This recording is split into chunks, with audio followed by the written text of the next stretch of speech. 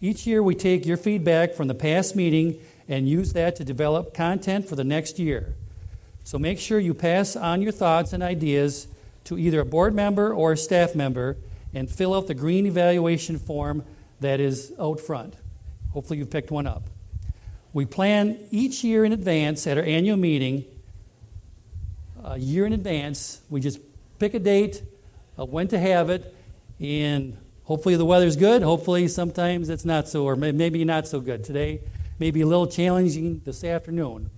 But we nailed it right on the head of our first presenter today. Our first speaker is Dr. Jeff Andresen, the state climatologist and MSU professor of meteorology and climatology. The primary focus of Andresen's research has been the influence of weather and climate on agriculture, especially within Michigan and the Great Lakes region. Current and past themes include climatological trends and potential impacts, water use for agricultural irrigation, impacts associated with potential and future changes in climate, weather and risk management in agricultural production systems, influence of land use changes and regional climate, winter hardiness and mortality of crops and insects, and the measurement of use of weather data for determination of plant disease risk. At this time, I'd like to turn it over to Jeff Andresen. Well, good morning, and Jeff, thanks very much for the kind intro, and thank you for the opportunity to be here today. I'll start with weather, but I did want to make one also follow up on Dennis's comments on Paul, and just a special thank you to him for so many years working with him. He had a wonderful touch with weather equipment, and we really appreciate it. You're going to be greatly missed, and congratulations on your retirement. Well, I did mention, and in all honesty, to both Dennis here, that inviting a meteorologist to a winter meeting does not come without risk. And today, I think we got a little bit of statistical payback for that. And I'm going to talk a lot about climate trends. Some of the intro talked about, and then we'll have a little bit of an update. And here it's. I am one good thing. Some of the forecast guidance here over the last 24 hours had moved the precip in earlier than we had thought earlier. The forecasts had called for the storm almost a week ago, and this is one of those examples where the models did their job. But as we get closer, it always changes a little bit. Now it looks as though, unless you're going down to the southeast corner of the state, the precip has already started there, but that should stay to our south. It looks like the main wave of precip, and it'll probably be a mix, maybe some snow here to start off with, will be by the early and middle part of the afternoon. It's a batch of precip in northern Illinois right now. So and then things go probably gradually downhill after that, but we'll talk about that in a second. A lot of other material here to cover before that, and I chose an image back from, I don't know, I asked about this. This is an ice storm we had in the East Lansing area back in December of 2013, and I was without power for 8 days. That was the worst that we've had in my memory here, but there is certainly with this storm, unfortunately, at least the potential for major icing, and when trees go down, of course, we all know it comes with a lot of risk, and there probably will be power outages. But I think that's going to be primarily to our south here over southern parts of the state. I'll talk more about that in a second. Let's shift gears a little bit. I'm going to show you a large number of graphs. So actually, I told Dennis to keep a close eye on me so I don't get out of control, and we get everybody get a break here on time. But I'm going to show you a lot of graphics, a lot of data, because we're going to basically tell a story here. There are some significant trends in our weather and climate, and this isn't always the case. When we look at climate records and series, there's a lot of noise. But there are some very, very clear trends here, and they impact all of you, certainly anybody in agriculture. And while they're not a guarantee or a forecast of the future, they're really important. And some of you, I know most of you have already responded to some of these, like getting wetter with time. But it's important to look at these things and also realize that many of these things are connected together. They're not independent of one another. And so, again, as you look at these graphics, a lot of time series graphs, and I'll start with temperature, but there is a larger collective story to tell here. And if we summed it up in one sentence, it was Michigan is becoming warmer and wetter, especially wetter. That's the trajectory that we're on, and I'll show you some examples of that. Well, I'm going to start, again, we're looking at recent past data here, and this is looking now at this is actually the calendar year for 2022, and these are, the blue bars here are daily maximum temperatures. This is Lansing, but it's pretty representative of most of the sites, certainly in the Lower Peninsula. And I've put it on here in terms of the climatology, this brown-orange area here.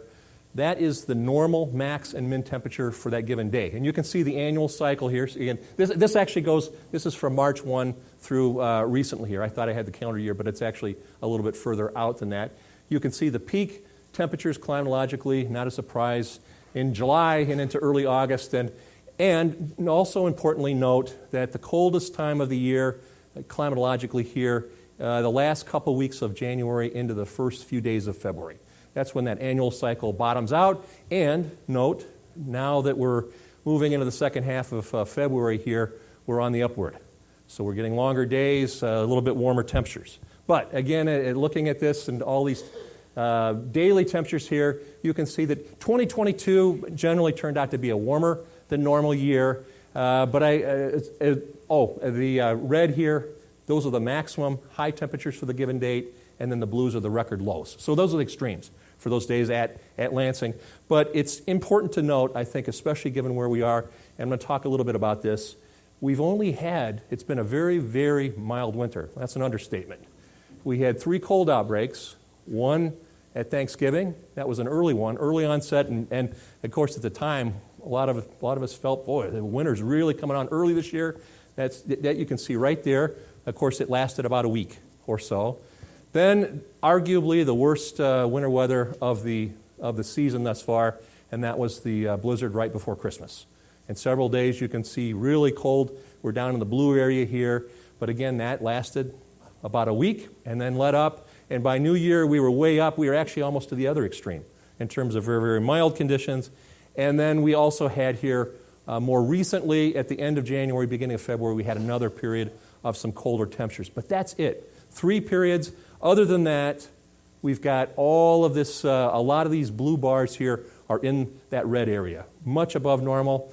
January of this year, for the state as a whole, we take all the averages together, the 3rd warmest since 1895. That's way up there. Top 5 percentile, warmest 5 percentile.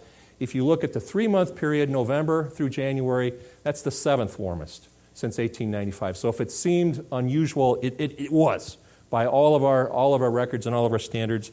And certainly the winter, and I was one of the people who thought, well, maybe if we look at the outlooks and the statistics, we would be maybe closer to normal. For me, we're way above. This winter is going to turn out to be, and of course, the concern is, and it's for some of you who have, well, it's when are these crops going to start to come out of dormancy, break dormancy, and become vulnerable, et cetera? But it'll probably be certainly earlier than normal because of that mild condition. So that's where we've been in terms of temperature, and it turns out that fits in clearly with the long term. So I mentioned a number of time series graphs, and that's what this is. Now we're looking for the whole state of Michigan, all of our data together.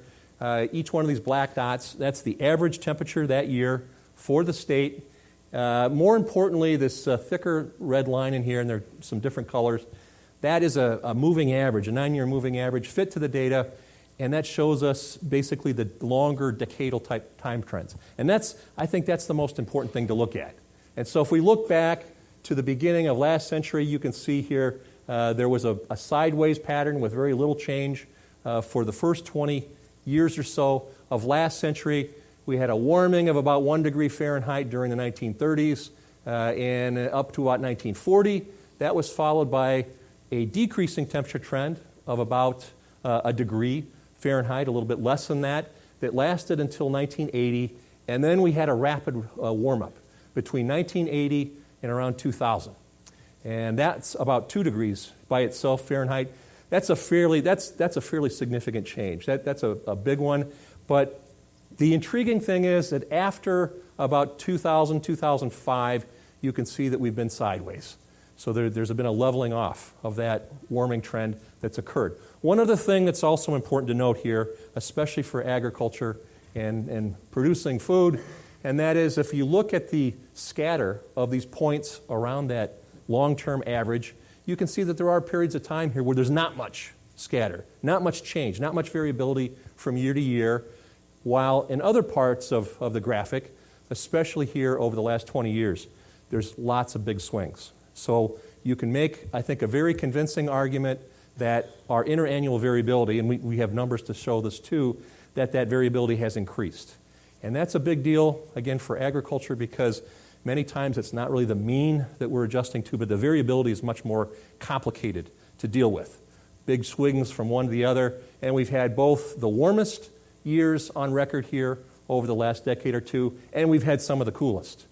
And it's a lot more difficult, again, much more complicated to adjust or deal with that kind of variability than it is when you have a relatively quiet or low variability period. So two things about that. Important to note, so overall about 2 degrees Fahrenheit warmer now than was the case a century ago. That doesn't sound like much, but climatologically that's a fairly healthy change, at least from what we know from the long term. But it turns out it's not symmetrical around the year. Some seasons have warmed more than others, most notably in the winter. So this is a similar graphic, except now we're only looking at the months of December, January, and February. So same type of format here. There's a linear trend, and then you've got that 9-year moving average here in the green line. And again, the overall trend, about 0.3 of a degree Fahrenheit each decade of warming on average if you take the whole thing. But the point is that of that 2 degrees overall warming, a big chunk of it is occurring in winter. And a little bit lesser extent in the spring and in the fall, and then a little less in the summer. Some parts of Michigan, some of the series we look at, there actually has not been much of a change at all. And there's one exception to that. I'll talk about that in just a second. But the other part of this is certainly the winter season has been warmed more. It's also warmed more at night. Our minimum temperatures are increasing more rapidly than our daytime temperatures. So the difference between the two, the diurnal range, that's decreasing with time. So most of the warming is occurring with our winter minimum temperatures. And one last thing, I think I've got a summer graphic here to show you too because I wanted to have something from the growing season. It's a little bit less interesting, but there is some important changes, and it has to do once again with that minimum temperature. Now, some impacts. I mentioned the winters are getting warmer, and we look at ice cover on the Great Lakes. There's several pieces on here. This is down on the bottom here. This is the long-term trend for all ice cover, duration and amount of ice cover on the Great Lakes from 1980 to 81, so this is a shorter series, up to last year. The long-term trend, with a couple of exceptions, but the long-term trend is downward. So one direct impact of milder temperatures, especially during the winter, is we have less ice for less time than we have in the past. But again, more variability.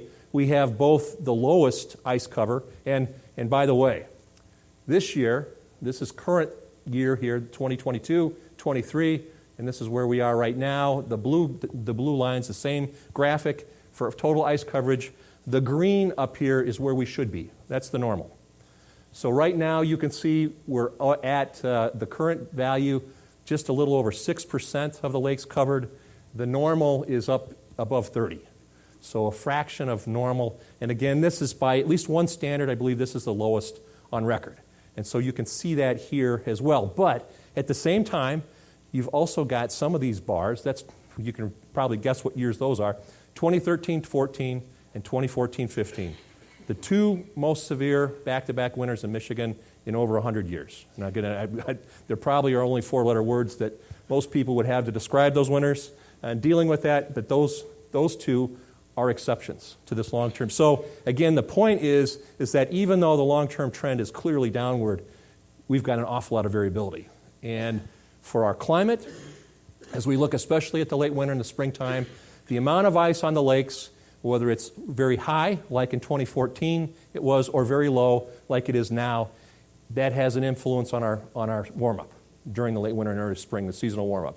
And I'm going to talk about that in just a second, too. So unusually, with that mild winter, January was actually over 10 degrees Fahrenheit above normal. And it's hard to do. Anytime you get a monthly mean temperature departure in the double digits, it's very, very, very rare to see that in our, and again, this January of 2023 was, but this is the result.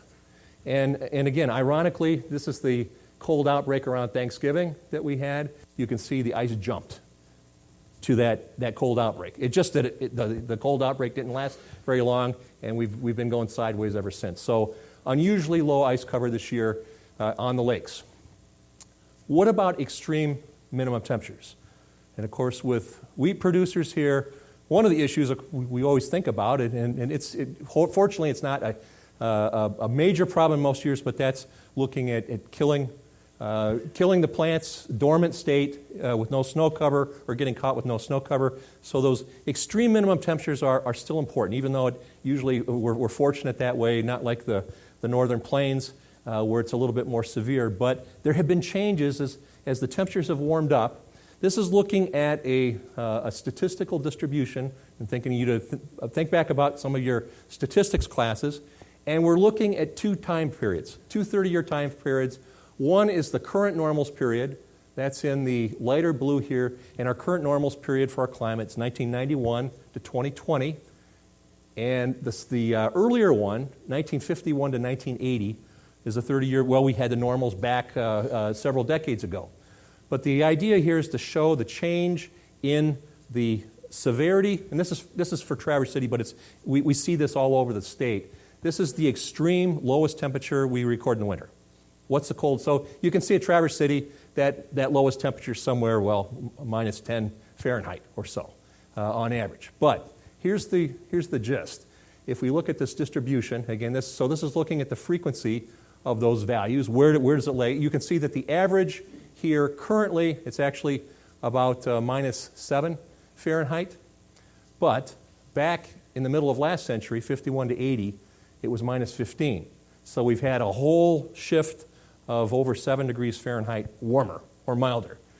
And just as importantly, note that these distributions, a nice symmetrical Gaussian type of distribution, it basically just shifted warmer.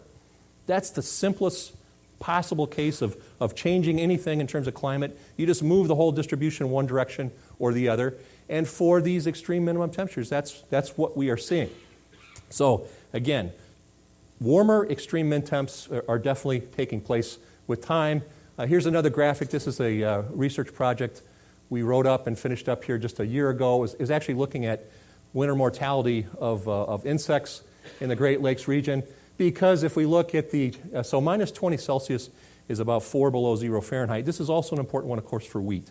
If we get the tiller temperatures down to that, and unfortunately, if you do, you begin to take damage, even when it's fully dormant, if you have no snow cover to protect. But the gist of this graphic is looking at the Great Lakes is that the frequency of these minus 20 Celsius events, or minus 4 Fahrenheit, is about 2, 3, 4 times less per decade than it was in years past. So again, another sign, another example of that extreme minimum getting warmer with time. One other, and this is one you may not have thought about, or maybe you have, but the plant hardiness zone that USDA uses for buying plant material and so forth for any given place, it's based on that extreme minimum temperature. That's what it's based on. And we've got two different versions of it.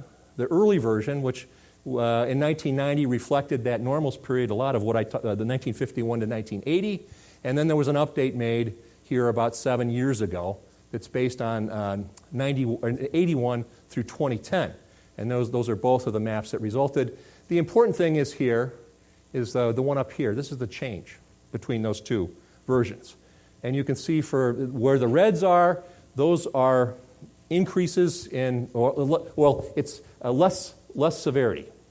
And in Michigan, we've gained, in most places, a whole plant category of hardiness over the last couple decades because of that minimum temperature, extreme minimum temperature, getting warmer over time. So that's one physical result of having the milder extreme min temps. Now, in contrast, if we look, This is looking at mean monthly temperatures for the month of January. Also Traverse City, the same exercise, except we're looking at a monthly temperature. So yes, those extreme minima are in there, but we're looking at a longer time frame. But look at the difference in the shape of these distributions, which is really important. Yes, the current 91 to 2020, you can see is about 3 degrees Fahrenheit warmer, average monthly minimum temperatures. But here's the important one on this one. It's not nearly as simple as it was for the extreme minimum temperatures. We still have some Januaries that are really cold. It still happens, but if you look at the numbers here, they're a lot less frequent than they were in the past, in 51 to 80. And at the same time, here on the other side, we now have mean Januaries that are warmer than anything observed 50 years ago, at least the temperature. And these extreme events down here at the bottom, that's typically the ones where we get the media goes with the old polar vortex. And it literally is a piece of the Arctic that moves down in the mid-latitudes and takes up residence for a week or two. And by the way, there's a hint. Well, there is a possibility of something like that happening in March, but I'll talk more about that in a couple minutes. But the idea here is that the variability of this variable, the mean monthly temperature, has actually gotten larger. And again, that's more difficult. It's more difficult to deal with or adjust to than if you just shift the whole distribution up. So it depends on the variable, these changes. One direct result of some of what we've talked about, we talked about less ice. This is taken from a fruit project, tree fruit project that I've been involved with for a number of years. This is the year each day. Again, we're using Traverse City as an example. That tart cherry, and some of you may be familiar with this, but the problem with the perennials, the tree fruit, apples, peaches, etc., cherries, when they're fully dormant, they're fairly resistant to really cold weather. They have full protection against the elements, especially apples. But as soon as that development begins, they respond to their environment. And it's a little bit like wheat, except they have a higher base temp. Wheat has a really low, right around freezing. These are around 38, 39 degrees Fahrenheit. If you get above that, they start to respond. And when it gets to this stage where you can first start to see the green on the buds, instead of being resistant to cold down to minus 20 or minus 25 Fahrenheit, now you're talking about a damage threshold way up, maybe in the upper teens or even lower 20s. And so the big issue, not like most of our major commodity crops, where it's the abundance or lack of water that really determine the yield cycles. These crops, it's all about spring freezes. And I didn't grow up with fruit, but when I came here, it was made very clear that you will learn and appreciate fruit, and it was one of the first lessons about that is, again, it doesn't respond like many other crops. These spring freezes are very, very, very important. And so each year, if you're a fruit grower, the earlier that you reach these beginning stages of development, the more nervous you are, because it's essentially skating on thin ice, and you've got a long period. You risk having freezing temperatures, and in many years it does. There's a correlation. The earlier this happens, the more risk there is for the grower of losing due to spring freezes. Well, looking at the graph here, when does this happen? And you're going to see a couple graphs like this. The day of the year, that's day 1 is January 1st, and day 365 would be December 31st. That's what convention we're using here. But at this site in northwestern Lower Michigan, this stage happened, on average, it used to happen the second week of May, way back 100 years ago. But look what's happened over time. As again, especially the winters have warmed up, the springs have warmed up, it's getting earlier and earlier and earlier with time. That's 2012. And if you're a fruit grower, that's one, again, you don't even want to mention that one. There was almost no fruit in the state that year because all of the crops came out of dormancy a month ahead of time. And then that was in March with the March heat wave. Some of you probably remember that because the wheat responded to it too in 2012. But in April and even into May, we had a series, in some cases, more than 15 freeze events that occurred, and it just completely wiped out all of our tree fruit. There was fruit in the southwest and southeast corners of the state. That was it. And some of the growers told me that their parents and grandparents and great-grandparents had successfully produced fruit in western lower Michigan for over a century, and no one had ever seen anything like that before. But that one stands out by itself because of that May heat wave. But again, the whole idea is that our seasonality is shifting earlier. And so that spring green up, the spring warm up is occurring earlier, and you probably see that as well with wheat as it comes out of dormancy for the same reasons, just a different crop. There's also, and this is just as important, yes, you can bring your crop out of dormancy and begin actively growing again. But what about those freeze dates? And this is another interesting one. It's for Lansing, but we ran this at 55 sites, the same analysis. This one goes from 1981 through last year, and this is the change in the date of the last freezing temperatures, 32 or less, in the spring. That's in black down here below. The change in the date of the first freezing temperatures of the fall on the other end of the season. That's up here in red. And then the green, that's the number of so-called frost-free days in between. Last spring, first fall. And what you can see pretty clearly is that the date of the last spring freeze is getting earlier, in this case by at least a week. The first freeze of the fall coming at least a week later, some cases more than that. And what that results here in the middle, especially for the last 30 years or 25 years, is a increase in the length of our frost-free growing season on the order of 2 to 3 weeks. That's big. That's a huge difference. And it doesn't mean we have it every year, but on average, again, we just have a longer season now than we did just 40 or 50 years ago. That's a big change. Again, it ran this at 55 sites in Michigan. 52 of them look like this. There's always a couple of oddballs, but that's pretty overwhelming. So the seasonality is changing as well on the shoulders of our winter and our summer. I mentioned summer. What about the growing season? Well, it's a little bit less interesting, except in southern parts of the state. This is not really relevant, or not as relevant in the north. This is also very true for the core of the Corn Belt to our south and west. And what you're looking at here now, only summer, June, July, August temperatures, but we've got our maximum temperatures here on the left, just maxes, and on the right, just mins. Look what's happening. If you look at the max temperatures, it's a flat line. There's almost no change.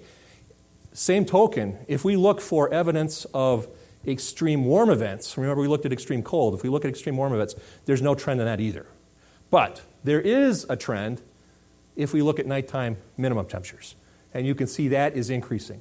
So overall, yes, the summer has warmed a little bit, but the vast majority of it is occurring at night. Again, with our minimum temperatures, there are several physical reasons for this. Most of them have to do with the next trend we're going to talk about, and that's with water. There's more water in the landscape, and during the day, plants transpire that water, soil evaporates, and it keeps the surface cooler than it would be otherwise. That's going on all across the Corn Belt. And so another, probably some human influence landscape, at least on regional climate. But this is, again, we see this pattern more, certainly in Michigan, more towards the southern part of the state. We also get a few more degree day unit accumulation, a little bit more accumulation, but our summers really aren't changing that much except at night and again in the southern part of the state. So that's what's going on in the summer. So let's talk about water. This is statistically, the largest trend that we see, most significant trend. We're now looking here at total annual precipitation. That's with the black dots. This is all liquid plus melted frozen precipitation all together, January through December. And if you look at that, you can see, well, it's pretty much, it's increasing for much of this. The 1930s were the driest decade on our record, and I think most people probably appreciate that. It's true for most of central North America, not just Michigan. But ever since the 1930s, a couple of exceptions, the late 50s, early 60s, there was also a drier period here in the 90s. But precip has steadily and continually has increased.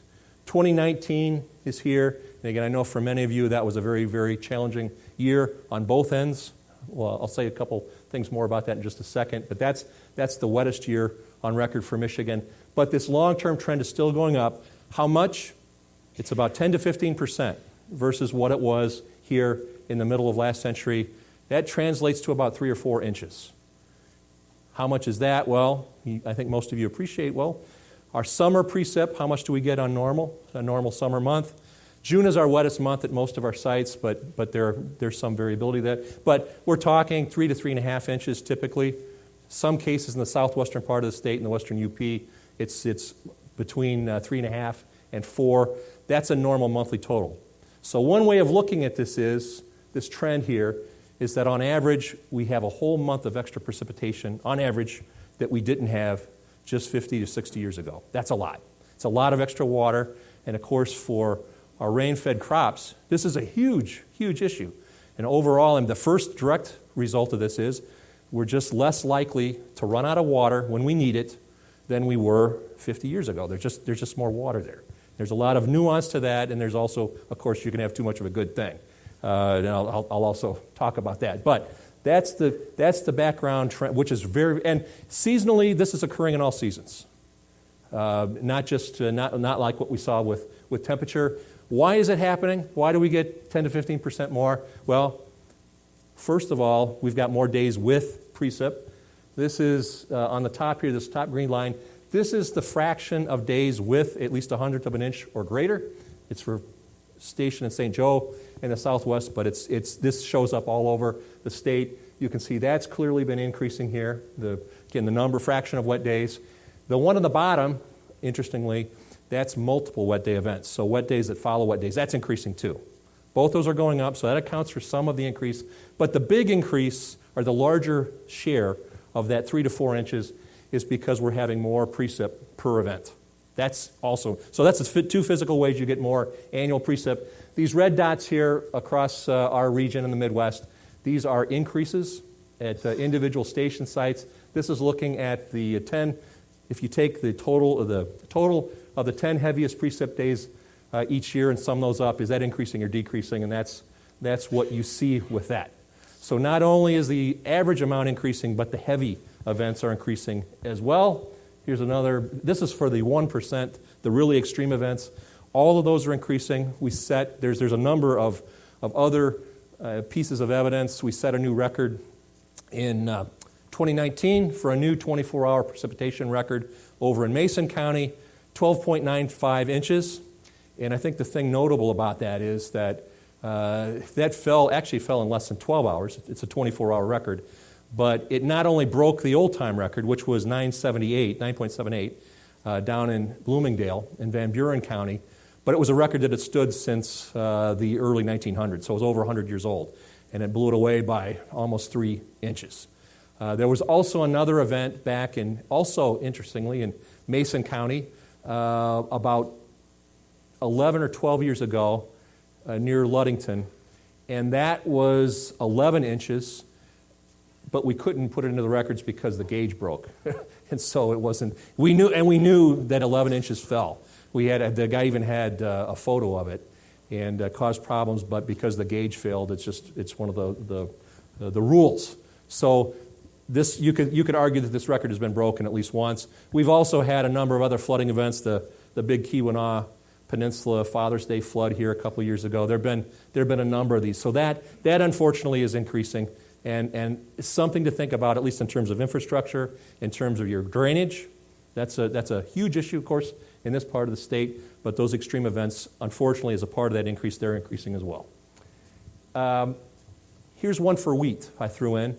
What about for wheat? And it's when its water needs are relatively greatest. What's happening there? Well, this is looking, I've got a 3-month total here, April through June. This is for the state, but I looked at east central and southeastern part. I looked at a couple of different districts. You're all getting the same thing, but you can see that is also increasing with time, especially here over the last 20 years or so. So that, again, that highest water demand for the wheat crop itself, there's more water coming in the front end. It doesn't always mean it turns out well, depending on how many events it falls in, but the overall totals for this time frame are also increasing like they are for annual. One question you might have, and you probably should have, is where's that water going in the system? We know that some of it obviously goes through the plants. This is from an old research project. It's from Northwest Ohio, but it's representative of what we have in Michigan. And so this one's looking at the period 61 through 2017.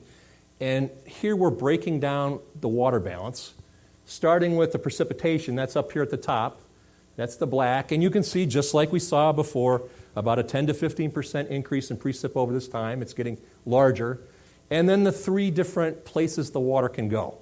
One of it is it can either go through the plant as transpiration or through the soil evaporation. Combined, that's the major sink for the water. Evapotranspiration, you can see it's probably 3/4 of, at least, of that total water. These are annual totals, by the way. And it's staggered so that we're looking at, I guess, it's probably September through August. So we're looking at sort of the off season, but it includes at least part of the crop calendar. But down here at the bottom, here are the ones you might not have thought about. We've got runoff, that's the green value here, and then we've got drainage. And in this case, drainage is referring to what's going beyond 5 feet down below. So out of the major rooting zone. It doesn't say, so into the shallow groundwater or into the drainage ditch and off into surface water. It just says it's out of the rooting zone. And the other thing about this, these are simulated with a crop simulation model, pretty sophisticated, but we did that because, of course, you can't do this with actual data because the technology's changed so much. But with the model, we're running the same hybrid, the same agronomy, the same variety each year. It's a continuous corn rotation here, so everything's the same except climate, except weather. And so what you see down the bottom here, bring your attention down here, where's that 10 to 15% going? Well, you can see, yes, there are increases in both runoff and in drainage, but at least the fraction here of the additional precipitation, a big chunk of that's going into drainage.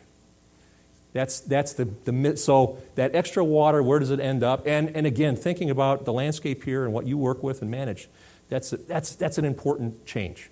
So that extra 3 to 4 inches, it's got to be dealt with somehow, or at least it has to be managed somehow in terms of your own systems. So that's what this particular project showed. All of these are increasing, but drainage was the big one. There's also another one you can see. I looked for a graphic of this and couldn't find one for this part of the state. But if you look at stream flow, so where does that water that goes into drainage, of course, a lot of it ends up in surface water. That's also going up as well. So it's consistent with what we're seeing here. One other positive, drought. And so pronounced absence or surplus. This is looking at the Palmer Z index. This is an index that looks at precipitation surplus and deficits. And the deficits and drought areas here are the sort of the brown color. Greens are surpluses back to 1895. And this is looking at summer months, June, July, and August, when it really matters for most of us here. And how has that changed over time? First thing you see jump out, well, the 30s were called the Dust Bowl for a reason. A very, very, very, very important reason and not a bad reason. And you can see that clearly, again, is the worst that we've seen in Michigan. And hopefully will be permanently. We've never seen anything like that since. But the point, if you look at the long-term trend, it's upward. We've got more green surplus areas. This is a direct reflection of that increasing precip. And so the conclusion is that yes, we still have drought now, but on average it tends to be less frequent and less severe than it was in the past. And that's what we see from the data. And again, another impact of that 3 to 4 inches of additional precip. How many people have heard of the term flash drought? It's one that's been a couple. I'd say maybe the atmospheric science community has used it more, especially in the last 5 years, more and more. But flash drought is a type of drought that occurs relatively rapidly. Many of the droughts that we see talking about here, these are long-term hydrologic, actually a little bit like what we've got going on in the southeastern part of lower Michigan right now. It's taken place over several months. In contrast, flash droughts are droughts that develop rapidly, in some cases just a few weeks. And the reason I bring this up is because of agriculture. This is one, especially for us here in the Great Lakes. We have a humid climate. It doesn't seem like it all the time, especially in some cases last year. But with the humid, we see these flash droughts are the ones that cause us problems for agriculture, where we get maybe a 4, 5, 6 week of extended dry weather, bad timing, and we have issues. Again, it doesn't happen as often as it has in the past, but it's because of these flash droughts. Flash droughts either occur as a result, ED stands for evaporative demand, so how much water can evaporate into the atmosphere given the meteorological conditions. That's what happens here in Michigan. There also is another variant of this, the soil moisture and long-term deficits in soil moisture. That typically happens out in the western U.S., but not here. And this study was just published here late last year, and I show it because what the conclusion was is that while even though the long-term hydrologic droughts, multi-month droughts like you just saw in the previous slide, those are decreasing, flash droughts here, especially those associated with this evaporative demand issue, in the Midwest, they're actually increasing a little bit. So that's one, and we saw, again, think about last year, southeastern lower. The year before, we had some problems with flash drought. It was only parts of the state. But again, the statistics here suggest that this is something that may be increasing with time. So I bring that up. There's always exceptions to the rule. One last one, again, and this is in the category of, you can wish for something, but be careful if you get too much of it. And yes, more water is generally a very positive thing. There's more positive impacts, but this one, I bring your attention to this graphic here. Our friends at USDA's National Ag Statistics Service, NASS, they come up with and have for decades a variable called fieldwork days. And it's basically each week the objective surveyor questions and asks, how many days in the last week did you have that weather allowed fieldwork? And it's generic fieldwork. So it's tillage, it could be harvest, spraying, all these things, all those count. But how many times were you limited by the weather? And give me, so then of course the lowest number is 0, the largest is 7, so you get one of those values each week.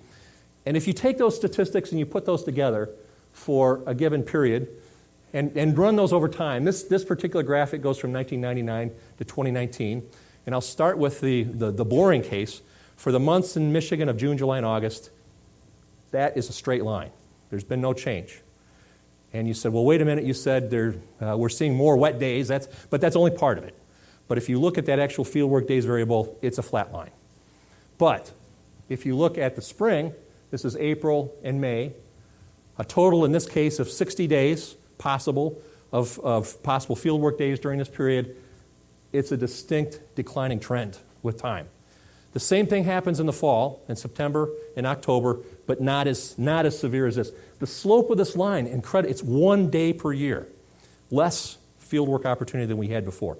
And the most intriguing thing about this is there's some other data we have from the monitors and the electronics on the cabs, tractors, combines, etc., that suggests that even though the number of opportunities for fieldwork days because of weather is declining, that the amount of work we're getting done is staying the same or even increasing. Think about that. So even though Mother Nature's throwing curveballs at us more frequently than she has in the past, that more is getting done. And that is I think that's a direct testament to our ag engineers and our friends at Deere and other companies that come up with the technology, because we can get more done in less time. That's amazing. And so, but again, if you just look at it on the surface, there are fewer opportunities now on average than there were in past decades. So too much of a good thing is also possible here. Let's look quickly at where we are right now. And I mentioned some dryness. This is a map here of the last 6 months, total precip across Michigan. It's a little hard to see with the colors here, but notice in Michigan there's a very, very strong east to west gradient of precipitation, with the largest amounts here in western and northern parts of the state decreasing as you go east. Over here on the right-hand side, this is the same thing, same period, except these are departures from the normal. And notice, of course, we have surpluses in a lot of the north and western part of the state, but we have big deficits across the southeast. And this is what I think something to really focus on here as at least a current issue. And again, we mentioned drought, and this is areas classified in drought. And the further east you go, the worse it gets, the larger the departure. And this extends on over into southern Ontario as well, beyond our border. When I looked for This is daily accumulated precipitation back to the beginning of last year. That's the green line here, so that's what was observed. This is Port Huron, and that's, again, this is the worst one I could find.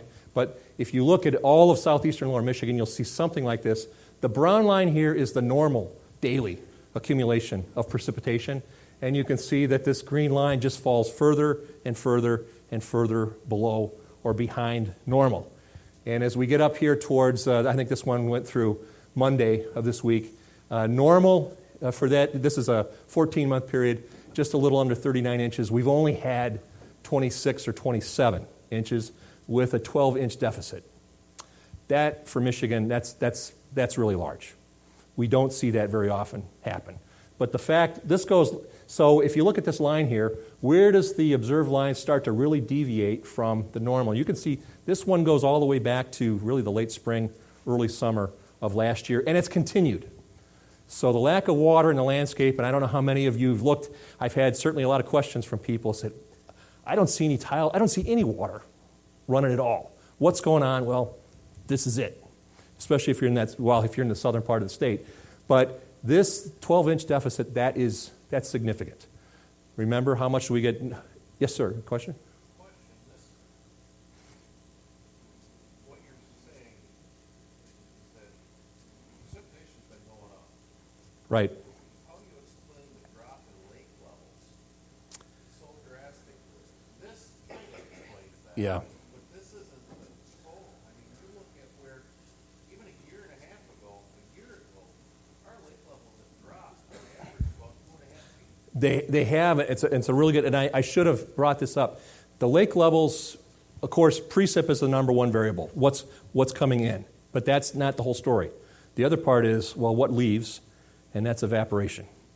And the issue is open winters. And that is a complete game changer when we have an open winter like this year. The amount of water that evaporates, and it doesn't seem like it would happen in the winter, but it does. At least a third of the water balance leaving occurs in the winter season. Even more than that in a year like this one. So the difference is mostly in the off season. Can they quantify that evaporation rate? You're talking trillions again. It is. It's a huge amount, and the numbers are fairly close. The hydrologists have come up with ways to, and they've actually put instruments out and validated or verified it. So the big difference with those levels in the last few years has been mainly in the off season, in the winter, and we've had more evaporation. But you're going to see the same thing happen this year because of the mild winter. Same thing probably happened. But back to this issue with southeastern lower Michigan. Here's an image depicting soil moisture. This is in the top 6 feet or so of the profile, and you can see relative to normal, the browns are all low percentiles, but you can see that southeastern part of lower into Ontario and also down south into the eastern part of the eastern Corn Belt as well. This area out here of dryness, that's a leftover from the major drought of the past year and even before that. So, but I was a little surprised to see sort of a connection between these two.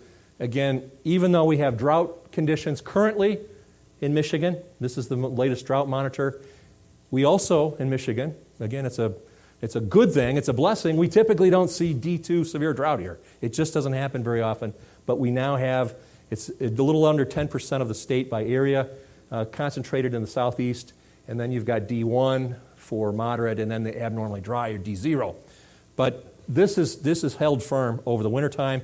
We just don't see the impacts now, certainly not for agriculture because of the time of the year. But, of course, if that were to persist into the growing season, and it were to persist for a winter crop like wheat, that's something we have to at least be on our radar and be concerned about. Which brings me, one other thing I mentioned, it was unusual. This is an old research project, but we live in a part of the world in the Great Lakes and the upper Midwest. It's a humid climate, and the great thing is the vast majority, overwhelming majority of years, we get complete recharge of soil.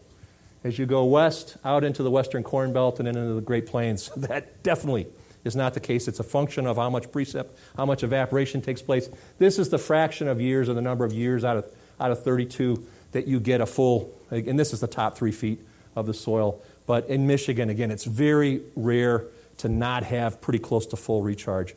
And what does that mean? Well, again, it increases the odds you're not going to run out of water later on. That's a reserve, and it's why we produce crops. It's why there's a value of the soil, because it holds more, good soil, good ag soil holds more water than the stuff. Well, I won't mention the western side of the state with sandy or coarse textured soils, but that's the reality, and that makes a huge difference.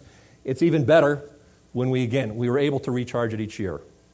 And so that's normally the case, but this year is, at least at this point, is a little bit different, and I'm going to talk more about that. Again, come back to the water, but let's look at the storm, so to speak. This is the weather map here a couple of hours ago, and it's basically still getting its act together out here in the central Great Plains. All these colors here are all kinds of precipitation breaking out. This is actually for this evening. As I mentioned earlier, I think the best guess here for the onset around and locally here in the valley probably would be early afternoon, the first major wave. But there's a couple things about this system that are important. Well, they're very important actually meteorologically. Some good and bad. The good news, well, if there's any, let's do the bad first. The bad news is that this system has a very, very pronounced, strong southerly flow of air off the Gulf of Mexico. The amount of moisture with the system is huge. All sorts of water vapor, the raw material precipitation, and it's likely that some parts of lower Michigan are going to see on the order of an inch. We could even see some pushing 2 inches, maybe even some showers, thunderstorms involved here coming. Of course, the bad news is the air temperatures are going to be at or below freezing in some cases, especially as you get north of I-96 or so. South of that, there'll be initially some frozen precip, but it'll probably change over. The bad news, again, with the system, these blue H's, that's a polar air mass. Very, very cold and dry air. That's important. And you've got clockwise flow around this. This is why we got easterly winds here this morning. And it's bringing cold, dry air from Canada to keep our surface temperatures down at or below freezing. But all of this warm air and moisture coming up from the south, it's riding over the top of that, and that's why we've got all this precipitation occurring. And some of the warm air is even going further north, and that's why we have precip that forms in the clouds as snow, and then it falls through a warmer layer, melts, and if it gets down to the ground, it could get down to the ground as rain, and then refreeze because there's a 1,000 or a couple thousand feet layer of cold air at the surface, and refreeze, that's ice. Or if the layer at the surface is a little thicker, it can refreeze into sleet pellets or ice pellets. And that's why you get those two differences. And that is going to be very, very common across much of the southern half of the state. So my guess is what starts here will probably be either snow or a mix of snow, maybe some sleet. And likely, especially as you go north from here, there'll be more and more snow involved. Right now, it looks as though the maximum potential for ice, and this is something we don't see very often, but there is at least a potential for at least half an inch of ice between I-94 and I-96. That's real trouble. If that happens, hopefully it won't, but certainly the potential's there. You're dealing with trees down, power outages, and certainly major problems with travel. That's all coming here by late afternoon and into the evening. That's when it's going to be worse. The center of the system is going to consolidate and then move up towards lower Michigan. Here's the other weird thing about this system. This cold air actually also moves off a little bit to the north and east. And so at least for a few hours tomorrow, we're going to get into the warm side of this system. And so while our temperatures are going to be flatlined in the upper 20s to around freezing for the next at least 12 hours, tomorrow, especially southern parts of the state, may make it above 40 for a few hours. And then all this cold air is going to wrap around the back, and we're going to have a flash freeze tomorrow night. So we're going to go from, but the good thing is we'll probably get some thawing tomorrow during the day, and then the cold air moves in probably by early evening and overnight. So we could see temperatures falling from upper 30s, low 40s, back down to the teens by late evening. Big change in temperature. So that's, and if you're wondering how much snow, especially north of M20, M10, we're probably looking 6, 7, 8 inches of snow. Not a huge event, but certainly one that you take into account or something you have to deal with. The big issue with this storm, though, is with unquestionably the mixed bag, the frozen precipitation. So be real careful here, especially this afternoon as the first wave of precip approaches from the south. Here's actually the map for tomorrow morning. You can see the center of this thing gets closer. There's the warm front. The other good thing is the heavy precip with the system is going to be over with, in about an 8 to 10 hour period. So starting this afternoon and then going pretty, and some of it will be heavy at times, into the evening, and then by middle to late morning, everything will be over, just much, and then warmer tomorrow. So it's an unusual event. But this is what I really wanted to show and bring up. This system goes through today, and again, I mentioned some parts of Michigan will get over an inch with this. We also have another system coming through early next week with more rain. This red color here, that is 2 inches plus. That's the heaviest precip we've seen in Michigan since last summer. Big, big deal. So I talked about the dryness. What are we going to do about it? Well, climatology and Mother Nature is going to try to make up for some lost time, but lots of water equivalent here. It's been so mild, we have less frost and freeze in the ground than we do typically, so some of that hopefully will be able to soak in, but some of our deficit's going to go away, likely. And as we look ahead here, as most of you know, we're currently in our third winter of La Nina.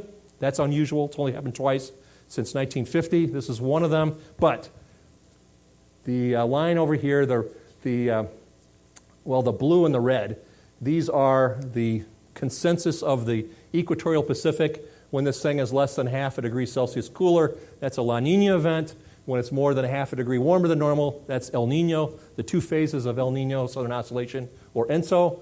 And if you're in between, that's a neutral forecast. And what's clearly happening is the La Nina is dying.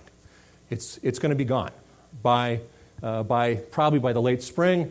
We go into neutral conditions here for late spring and into the summer, and then you can see the red bars here. Maybe El Nino conditions by next winter. And so that's way out, but that's a speculation right now.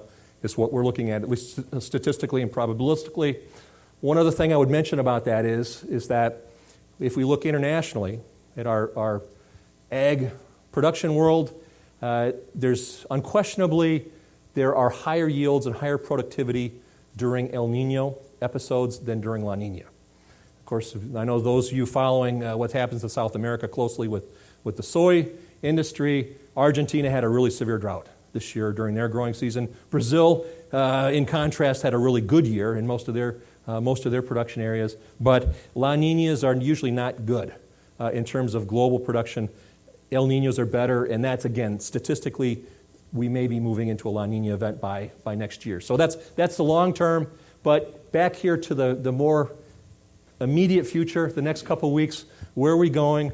Well, if we look at the jet stream, this pattern of troughing out over the west, colder than normal temperatures across the western U.S., especially the northwest.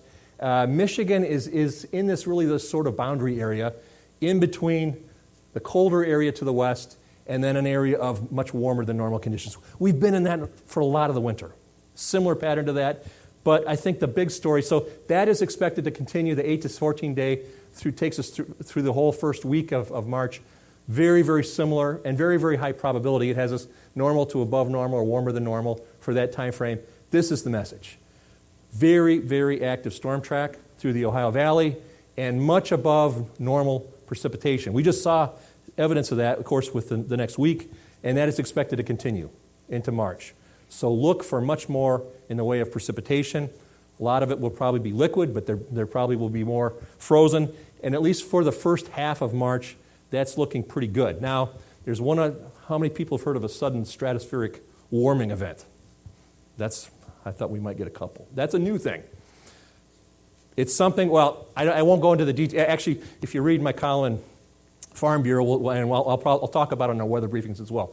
It's a new tool that's used, but it's linked with cold air outbreaks in the northern hemisphere. And the problem is that there's no black and white set rule, but sometimes when we have these events, we see a big outbreak of cold air, polar air, Arctic air from the Arctic into the mid-latitudes during the winter season. And it looks like one of these events might be about to unfold right now as we speak. And so it could play a role here a couple weeks down the road in March. The good news would be we're beyond the coldest time of the year. It would be tempered by that, but nobody wants to see a cold outbreak. But there's that chance. But many of the people that look at this think it's more likely that it'll occur in Europe and in Asia rather than in North America. So stay tuned on that one. That's a new forecast tool. Want to finish up here looking at the month of March. Note here, for our new March outlook, mean temperatures near to below normal, cooler than normal. That's a change. The previous issue had been the opposite, normal to above normal, and they actually took that stratospheric warming event into account. That's the first time I remember NOAA and the Climate Prediction Center doing that, and not surprisingly, here's that storm track I mentioned through the Ohio Valley, above normal, wetter than normal conditions. So the same true for March through May. I think that's the most important message there. Still wetter than normal, and it turns out our outlook even goes further than that into the summer. So back to our issue with lack of water in some parts of the state, at least the forecast is pushing us. Now, again, too much of a good thing. Nobody wants to have a real wet spring, but at least some of that water is forecast to come back, or some of that deficit should be gone. Note also for the 3-month period here, it goes back a little bit to the warmer than normal side of things. This is the extended outlook for and this is a little bit of a grain of salt, but it does call for what it's worth into the late spring and the summer, normal to above normal, warmer than normal, and still wetter than normal. And this is one you just don't see very often. They feel fairly confident. The forecasters, the long lead forecasters, feel more confidence about this than typically is the case. So warmer and wetter, and again, that's where we started. We talked about the climate trends, and at least for now, for the next few months, that's what our outlook is also calling for. So with that, I'll wrap up, and yes, sir. If the Great Lakes were open this winter, which they were, and evaporation was at its high, why did we get it to snow? Why did we, or did? Why didn't we? Not enough cold air. This winter in the and if we go back, one of the big issues is where did those low pressure centers go? And if you looked at them and you looked at the forecast, most of them went to our west. And when they go to the west, we're on the warm side. Now, if you're in Minnesota or even western Wisconsin or the UP, different story. They've had much above normal snowfall. But here in most of lower Michigan, it's been because of that storm track and the warm air that came with it. That's a good question. Yes? Prediction on the spring temperatures possibly are breaking coming early from dormancy. We consider population to weaken sooner or faster? That's a fertility issue. I might defer to Dennis on, but any thoughts on that? That's a good question. Yeah, I've got the question a lot. Are we breaking dormancy on wheat? And I was going to cover that a little bit later today. The answer is no. If we look at the crown temperature, we got to have crown temperature of 48 degrees or higher for 50 hours in a row. Where's the crown right now? The crown is below the soil surface, so I just looked up 2-inch weather data from the weather station right out here.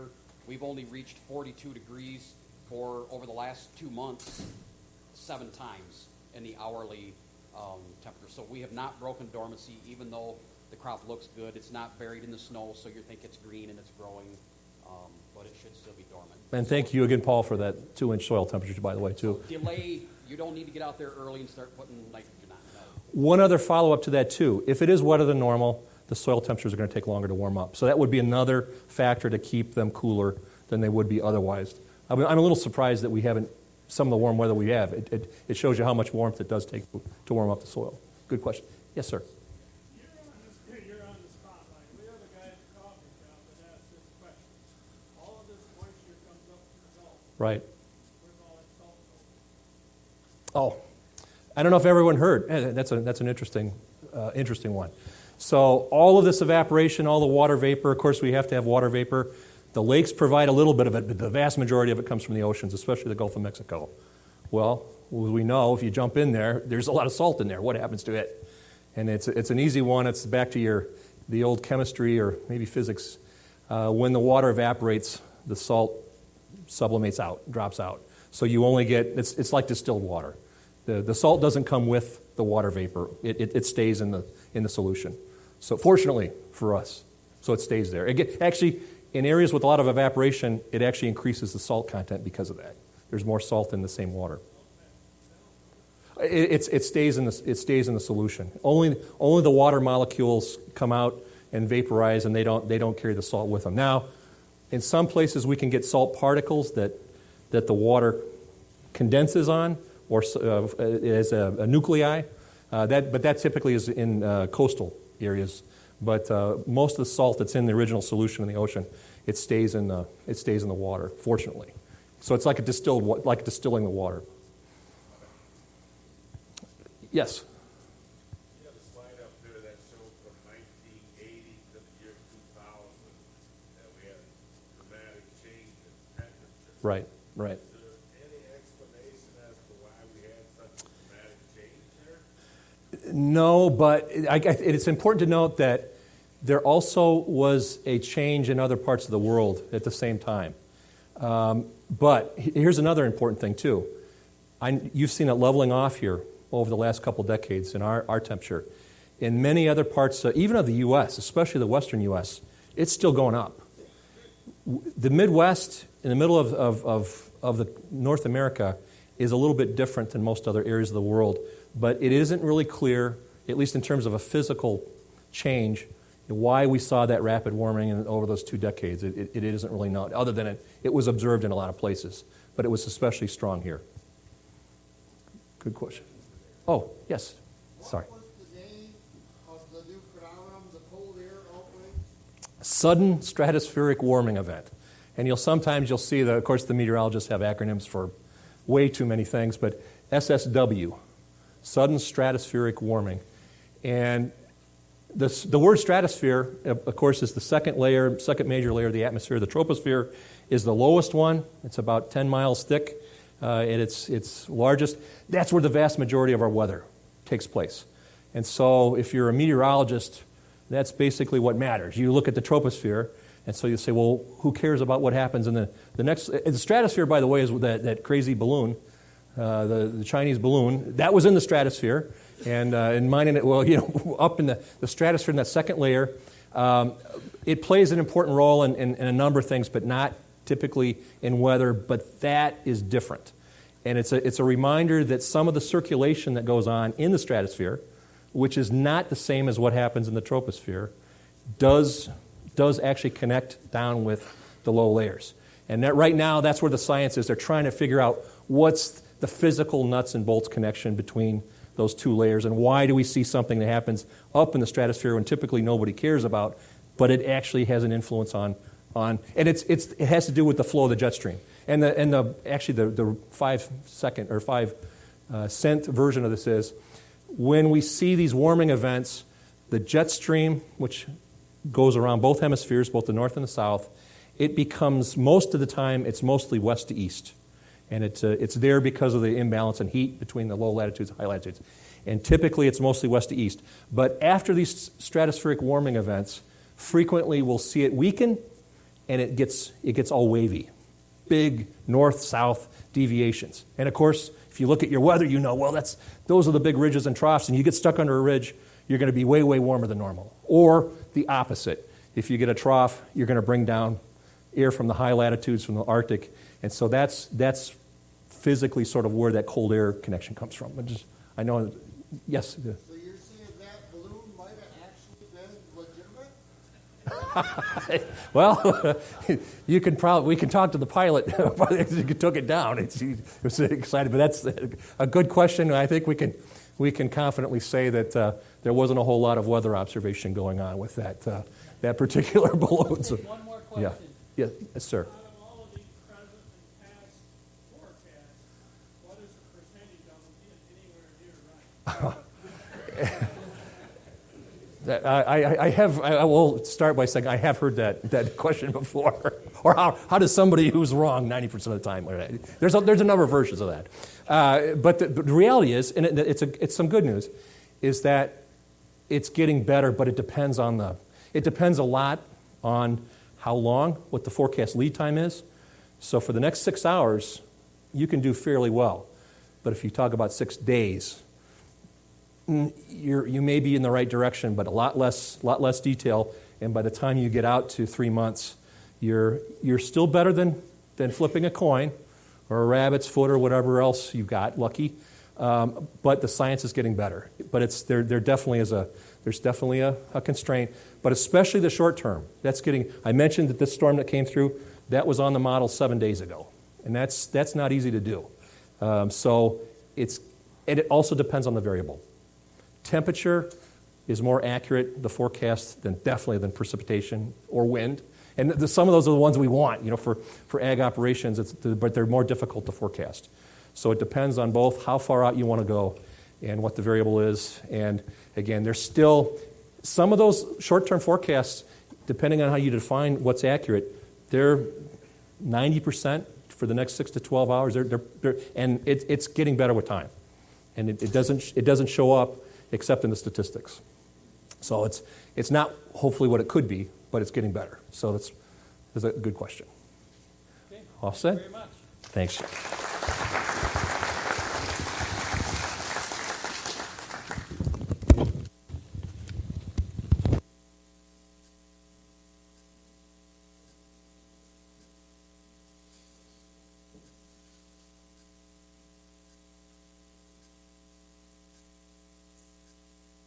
Okay, this time we're going to take a 15-minute break, and you guys can use the restrooms, or make sure you go out in the hallway and see our vendors, the ones that are supporting us today. We are going to reconvene back here at 10:45, about 15 minutes.